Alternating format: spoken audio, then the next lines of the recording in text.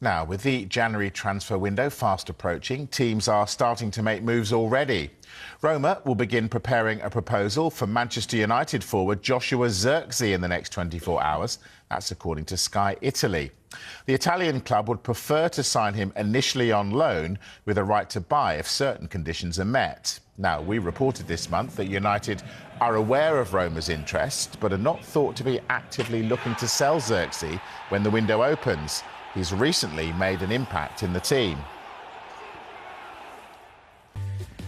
Now, Manchester United take on Newcastle at Old Trafford on Boxing Day, and it's been a chaotic first year in charge for head coach Ruben Amorim. He's been reflecting on the challenges that he's faced. I would love to go back to the last year, and we suffered a lot in this moment.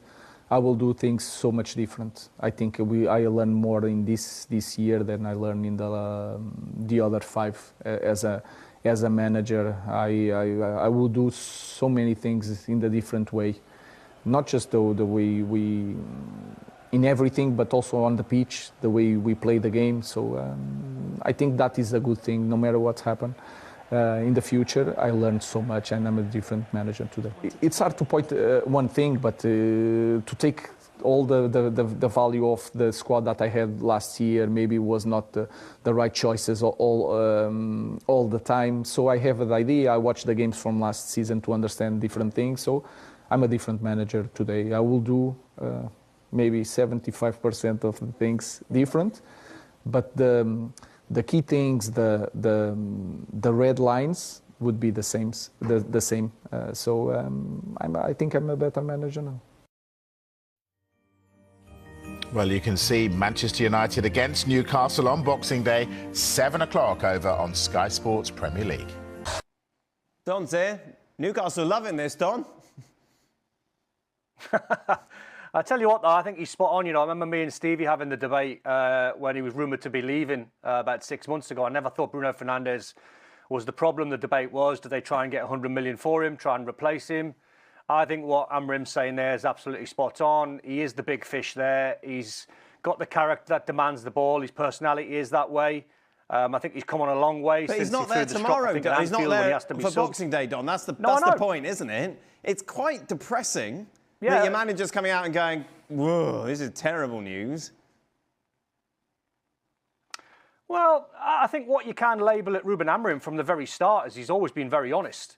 So he's not gonna fudge it. He's not gonna bluff it and go, no, well, Bruno won't be missed. I mean, if he says that, I don't think it's his style. He's more or less saying, well, listen, we're missing him. He's going to be a massive loss because he's the player when we're in trouble that demands the ball all of the time.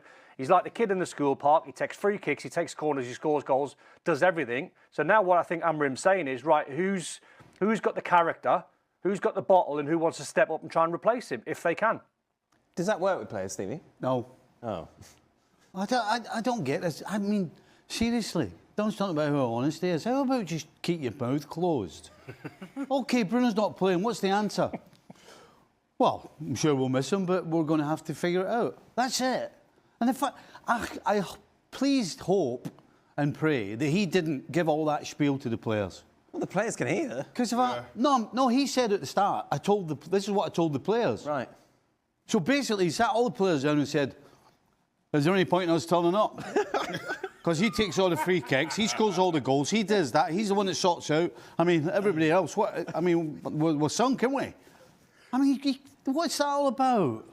You think, why even mention it to the players or anybody? OK, we don't have Bruno Fernandes. Right, this is what we're doing. No, I'm sorry. Keep your mouth closed. But he's right when you take a look. Nobody's saying he's not right. He is absolutely... He's absolutely spot on that Bruno Fernandes is no question the key. Yeah. But you don't sit your players down and say, oh, by the way, I've got some bad news for you, lads. We're sunk because Bruno's not here. I mean, that's kind of translated what he's done. They haven't won last 7 games without Bruno, Shaka. Is Stevie right? Was this a mistake? Absolutely, he's right. And as Stevie always says, just because somebody asks you a question doesn't mean you have to answer. Yeah. Bruno Fernandes is not there. OK, I'm talking about the players who are here. I'm putting words in Amorim's mouth here, or what should have been in his mouth. I'm talking about the players who are here, and then behind closed doors, he is again talking to the players like Luke Shaw and whoever else he mentions. as to pick up that slack about on leadership and understanding the substitutions and how that impacts the game for both sides, all those things that he detailed that Bruno does. But to do so in the manner that he did makes no real sense. You're going on about Bruno is your best player. Yeah, we know that. All the things that he brings to the team, and then somehow we're supposed to believe that's a positive, that's an opportunity for whether it's Shaw, Casemiro, or whoever. You're losing your best player. You've already lost Diallo and Mbeumo to the Africa Cup of Nations. Speak positively about what's left. And I know we're just taking a snippet of the overall press conference, but he mentioned for me, even in that snippet, the players who are unavailable far too often, especially given their importance to the team. Don? No, I understand what the lads are saying. I just think he's trying to more or less say how important Bruno is. When you look at that potential Man United team there, you think, where's the numbers going to come from? Ugarte's been a major disappointment. If Casemiro's fit, you look at it on paper and you think, well, they're two defensive midfield players. So who's going to create the numbers that he creates? I mean, the lads, I think, have got a point. If you go overboard and you tell everyone and tell the world how important it is, it might have a negative effect on the dressing room. But I'm not too bothered what he says. I've always been quite okay with him being really honest, and sometimes the players on the pitch, and the lads might agree or disagree, that you need a bit of honesty and say, which one of you lot? Is it going to be Mason Mount? Which one of you guys are going to fill in for Bruno Fernandes?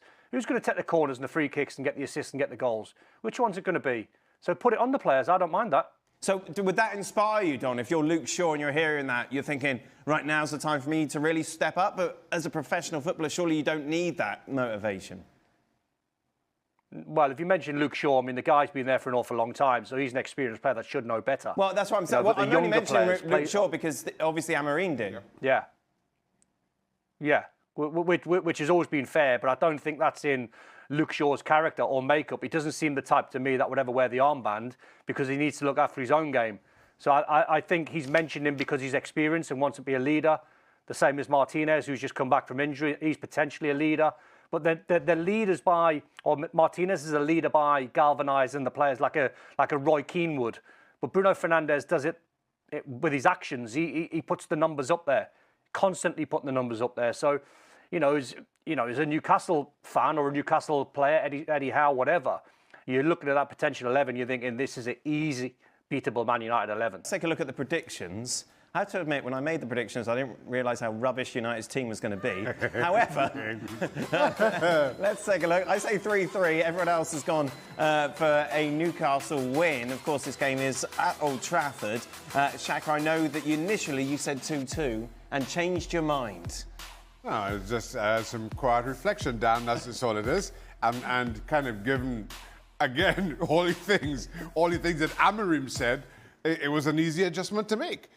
You are missing Bruno Fernandes. You're already missing the two players that I mentioned, Mbeumo and Diallo, off the Africa Cup of Nations. Kind of given some of Manchester United's own up and downs, Newcastle have had their fair share as well. You just wondered how this would play out. And as I've said time and time again, you give a team an excuse to lose a game 9 times out of 10, they're going to take it. In my opinion, Amorim have given Manchester United that excuse to lose against Newcastle tomorrow, Boxing Day. I think Manchester United take it. I think Newcastle win the game. Having said that, though, Don, I am putting no money anywhere near Newcastle this season because I just don't trust them. No, and you're right, and that I've just said there should be an easy win, and I've got it as a 2-1 because you can't trust Newcastle away from home. The away form is horrendous. It's awful. I'd bank on Newcastle to beat anyone at home, but the away form is awful. They're dropping all these points when they're ahead, Don, as well. Yeah, absolutely. You can go back to one of the first couple of games when they were getting a draw against Liverpool when they were down to 10 men and Gamoa scored in the last second of the game. They had Arsenal beaten at home. Arsenal scored 2 late goals. That was more points dropped. Recently, they were winning 2-0 against Spurs. Romero scored the bicycle kick, got it back to 2-2. The last game, Chelsea beating them 2-0 at half-time. Should have been 3, 4 or 5. I thought they walloped them and got another 2-2. So you're right, Dan. I mean, I dread watching Newcastle away because they're like a completely different side. They don't have the same authority. They don't have the same belief. They're not willing to step onto teams and play like They're at home, where they're aggressive. It's almost like they play in what it looks like a more tactical game, and it doesn't suit them. I don't, as unpredictable as Newcastle can be away from home,